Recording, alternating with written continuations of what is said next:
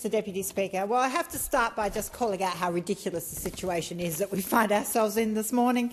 The Coalition thought they would be clever, moved a suspension of standing order motion to bring on urgent debate on legislation to increase the penalties under the ACCC in relation to a number of offences, but in particular to address the concerns around fuel gouging.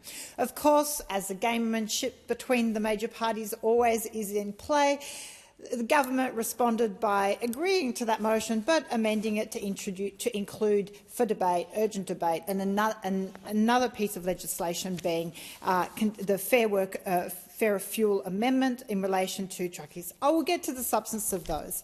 It's ridiculous, but as we are so often put in this position in this place, we have to weigh up the question of proper process over the substance of an issue. And where so often these measures are done and used for issues that are not genuinely urgent, I do, in this situation, agree that at the end of the day, if you're going to have game playing by both sides, you all end up with the same mess. But Australians actually want some certainty, and they want some action to happen when it comes to fuel prices. So despite the Coalition and the government's poor parliamentary practice seen this morning, I agreed to hasten the debate on action on fuel prices because there is urgency on this issue. It's not a hypothetical risk or talking point for tomorrow. Australians are already paying more at the Bowser, and hundreds of service stations across the country have been without at least one fuel type this week. In New South Wales alone, the federal government said on 24 March that there is 164 stations without diesel and 289 without at least one fuel type.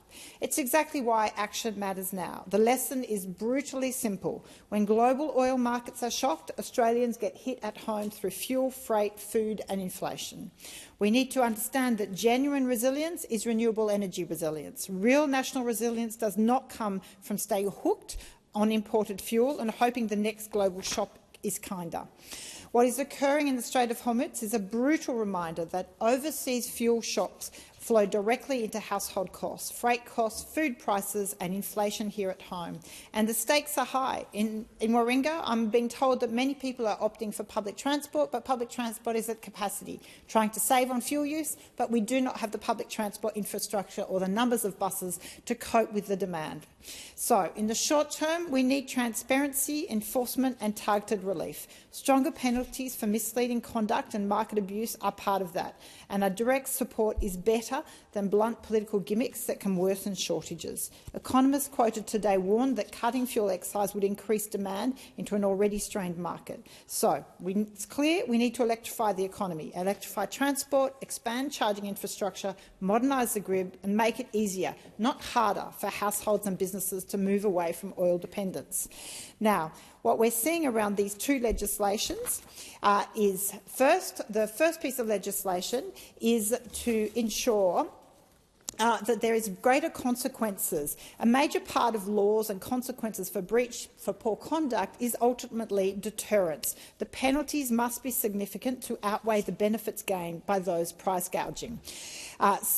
We need to build on that and make sure that, and that's part of this legislation, the ACCC amendment, the doubling penalties enforcement. So that legislation, of course, I would have liked much more time to analyse it and properly question it, is designed to double the maximum penalties for false and misleading conduct and cartel behaviour, lifting the top penalty to $100 million per offence, while leaving the existing alternative penalty formulas in place, such as 3 times the value of the benefit obtained or 30% of adjusted turnover where applicable.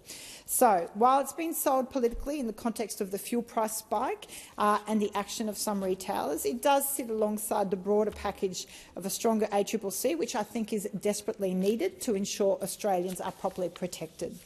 The other piece of legislation proposes to enable the Minister for Employment and Workplace Relations to authorise the reduction of the minimum 6 months consultation period required before the Commission can make road transport contractual chain orders in circumstances where there are imminent and significant negative impacts on the road transport industry nationally and where it's in the public interest to reduce this timeframe. In the context of what is currently occurring in our transport sector with fuel prices spiking, I accept that there is a need for this to be acted upon urgently, but I ask the major parties, please behave better and give us proper scrutiny of legislation.